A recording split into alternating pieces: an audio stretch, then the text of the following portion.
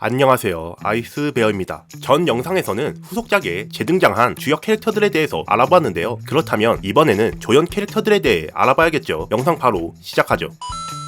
1부에서 등장한 후에 2부에서 재등장한 캐릭터 중 하나인 스트레이초는 첫 등장 시에는 윌 H 페리가 죽기 직전에 보낸 편지를 받고 온 파문술사 일행 중 한 명으로 등장하는데요. 그 뒤에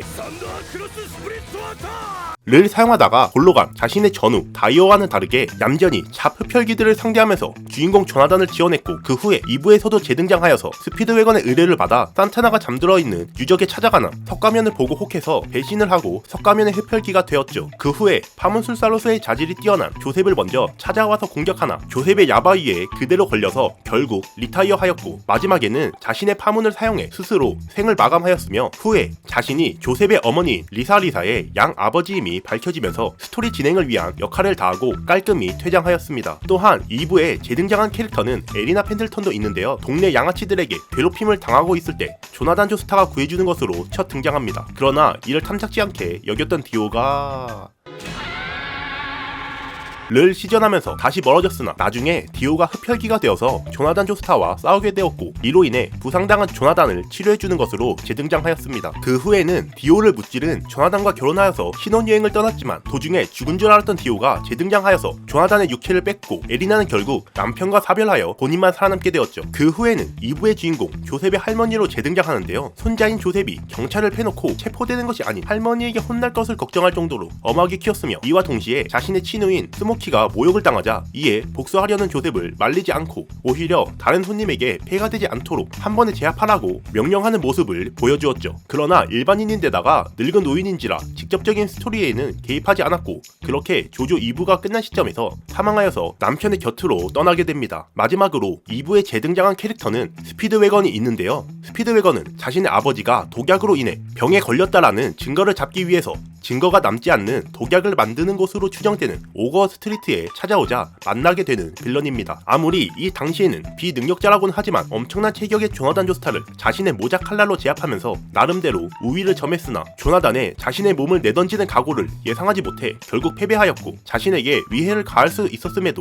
너에게도 가족이 있겠지, 그래서 공격할 수 없었다 라는 조나단에게 감명받아 주인공 일행에 합류합니다. 그 뒤로는 디오의 내면을 간파하거나 윌 H 페리의 얼어버린 손을 자신의 체온을 이용해서 녹이거나, 조나단이 디오와의 전투에 집중할 수 있게 잡흡혈기들을 막아주기도 하였고, 1부와 2부 사이 시점에서 석유를 발견해 재벌이 되어서 스피드웨건 재단을 설립하였고, 마침내 석가면의 기원인 기둥 속의 사내를 발견하였으나 상술했듯 스트레이초에게 배신당해 기절한 상태로 나치군에게 납치당하죠. 비록 나이 먹어서 직접적으로 전투를 할 수는 없었으나 나치군의 장교 슈투로하임이 인정할 정도로 강단 있는 성격이라 쉽사리 정보를 불지 않아 자백제를 사용해야 할 정도였죠. 그러나 에리나처럼 나이 이슈로 인해 직접적으로 등장하지는 못하고, 후반부에 궁지에 몰린 조셉을 스피드웨건 재단 요원들을 동원해 구해주는 것으로 재등장한 후에 독신으로 90세에 사망하게 됩니다. 비록 사망은 했지만 그가 설립한 스피드웨건 재단이 3부, 4부, 5부, 6부까지 조조 시리즈 전체에 등장하기도 합니다.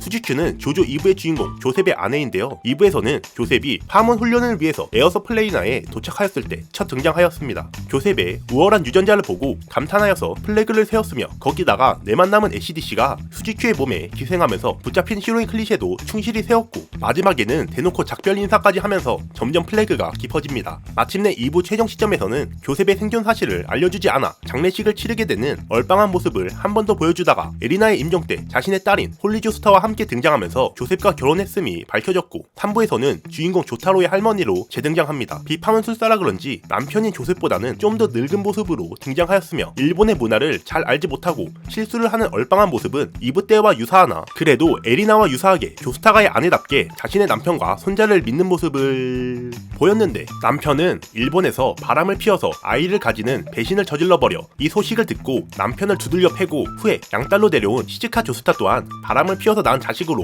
오해해서 계속 두들겨 팹니다. 그래도 남편을 팰 힘이 남아있다라는 뜻이기도 하고, 일순전인 6부까지 사망 소식이 없어서 남편이랑 같이 시즈카 조스타를 돌보면서 여생을 보냈을 것으로 추측됩니다. 또한 2부의 등장인물인 스모키도 조셉의 지갑을 훔치면서 등장했으나 3부에서는 스피드웨건의 도움을 받아서 뉴욕의 시장까지 되었으며, 이는 1부에서 갱단의 리더였으나 조나단에게 감명받아서 마음을 고쳐먹고 거대 재단의 회장이 된 스피드웨건과 수미상관을 이루기도 했습니다.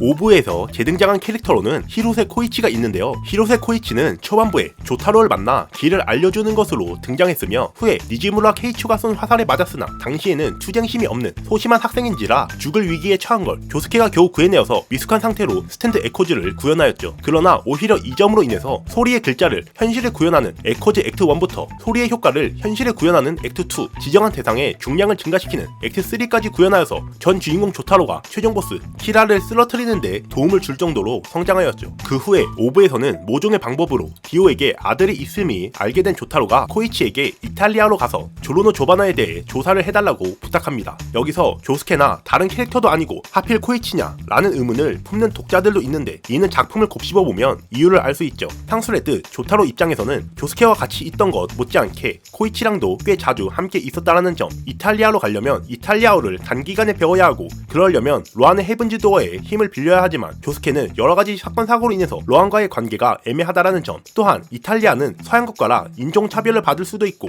거기에 머리카락까지 독특한 조스케가 갔다간 머리를 지적받을 수도 있고 이는 조스케의 영린을 건드리는 꼴이 되어서 이탈리아에서 깽판을 칠 수 있기 때문에 맞지 않다 라는 이유로 보입니다. 또한 우연히도 조르노가 소매치기로 먹고 살고 있었는데 코이치 같은 경우는 다행히 중력으로 상대의 움직임을 막는 에코즈였기 때문에 조르노와 1대1로 대면에 싸운 후 조르노가 생각보다 나쁘지 않은 것 같다 라고 조타로에게 얘기를 해주어 이에 자연스럽게 조타로가 조르노에 대한 의심을 거두게 되었지만 만약 조스케의 크레이지 다이아몬드였다면 지갑만 빼앗아 조스케와 조르노가 서로 대치하는 상황도 안 벌어졌을 테고 조르노에 대해 알지도 못한 채 왜곡된 정보를 조타로에게 전달할 수도 있을 것 같습니다. 또한 5부에 재등장한 인물로는 장피에르 폴라리프가 있는데요. 3부에서는 주인공 일행을 적대시하는 디오의 부하로 첫 등장했으나 깔끔히 자신의 패배를 인정하는 모습에 카쿠인처럼 육신의 싹이 힘어져 있는 것 아닌지 일행이 확인하였고 이것이 사실로 밝혀지면서 주인공 멤버에 합류하였고 비록 자신의 여동생의 원수 제이가일에게 복수하겠다고 잠시 멤버에 이탈하나 그래도 다시 힘을 합쳐 마침내 제이가일에게 복수도 하고 최종 보스 디오와의 전투에서도 디오를 쓰러뜨릴 뻔한 조력자로 활동합니다. 3부 엔딩 시점에서 조타로와 헤어졌지만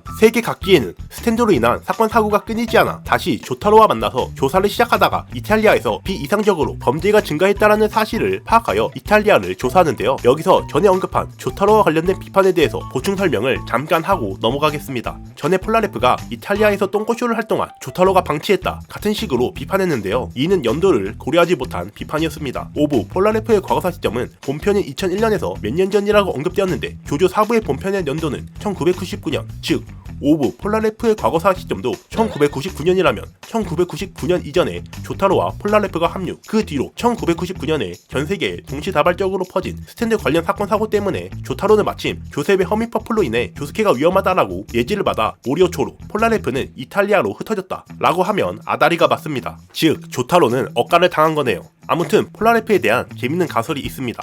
바로 파시온의 조직원들 대다수를 폴라레프가 단독으로 쓰러뜨렸다 라는 가설인데요. 자신의 정체를 숨기려는 보스가 직접 폴라레프를 만나러 왔다는 점이 근거입니다. 즉 반대로 말하면 폴라레프를 처리하기 위해서 보낸 조직원들이 전부 폴라레프에게 쓰러진 것 아니냐 라는 주장이죠. 실제로 5부 본편에서 보스 친위대라고 나오는 꼬라지가 보스 본인도 신용할 수 없다고 언급한 사이코 의사 초콜라타와 애완동물 세코, 1회 자폭병기 카르네, 그나마 스쿠알로의 물 사이를 이동하는 스탠드 클래시 티치아노의 거짓말을 강제하는 스탠드 토킹 헤드는 나쁘지는 않은데 보스 친위대급이냐 라고 하기에는 조금 애매한 성능이죠. 즉 폴라레프가 조직원들 대다수를 처리해버려서 나머지 조직원들 중에 그나마 쓸만한 조직원들을 뽑아 임시로 보스 친위대를 만들었다라는 가설입니다. 비록 해당 가설은 가설일 뿐이지만 어찌되었던 5부 호이티 멤버들과 접촉을 하여서 화살을 통한 스탠드의 진화를 알려주어 고리기, 고링레로 진화할 수 있게 도와주어 보스를 쓰러뜨리게 도와준 것만으로도 충분한 활약이죠. 실키레의 능력 중 하나인 영혼 교환으로 인해 거북이의 몸에 갇혔으나 정확히 말하자면 스탠드체인 미스터 프레지던트에 갇힌 것이라 영혼 상태이더라도 대화는 가능한 것으로 보이니 나중에 거북이 상태로 남아 조타로와 재회하는 등의 상상을 해볼 수도 있겠군요.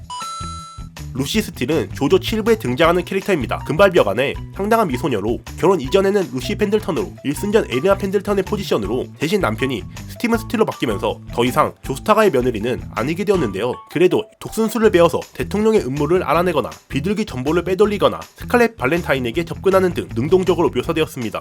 후에는 유체를 잉태하여서 최중요 인물로 떡상하였고 마지막에는 본 세계의 디에고의 유해로 평행 세계의 디에고를 쓰러뜨리는 데까지 성공하면서 여자 등장 인물들 중 최초로 히든보스를 쓰러뜨린 전적까지 세웠죠. 후에 조조리온에서도 사람들이 가드레일 앞에서 옷을 벗다가 실종되는 라디오 가가 사건을 알게 되어서 모리오초에 오게 됩니다. 그러나 늙은 할머니 혼자 일본에 온 것이 좋은 범죄의 타깃이 되었고 결국 도둑질을 당하나 후미라는 청년이 도와주어서 가방을 되찾아 주었고 이에 보답도 하고 계속 보디가드를 요청할 겸 2만 엔의 당일 경호원으로 고용하죠. 그러나 알고 보니 가드레일 자체가 생명체 바위 생물의 일종임을 밝혀내나 이미 자신의 몸 또한 빨려가는 그때 후미는 자신이 대신 빨려간 후에 자신의 스탠드를 이용하여서 차를 조종해 가드레일을 들이받게 하여서 위기에서 탈출합니다. 그때 그의 몸에서 별을 발견한 루시는 후미가 조스타가임을 눈치챘고 자신의 본명이 조셉 조스타임을 밝힙니다. 그 뒤로는 이 인연으로 조셉은 루시 스틸과 함께 미국으로 가 미국 국적을 받아 카지노 호텔에서 취직해 스피드웨건 재단의 직원 후지큐와 결혼하여서 키라 홀리 조스타와 바바라인 조스타를 낳게 되며 이 딸들은 8, 9부에 등장하죠. 네, 지금까지 조조 속에서 재등장한 조연들에 대해서 알아봤는데요. 역시 어느 작품이든 주인공도 중요하지만 이를 뒷받침해주는 조연들도 주인공 못지않게 중요한 것을 깨달았습니다. 시청해주셔서 감사합니다. 다음 영상에서 다시 뵙죠.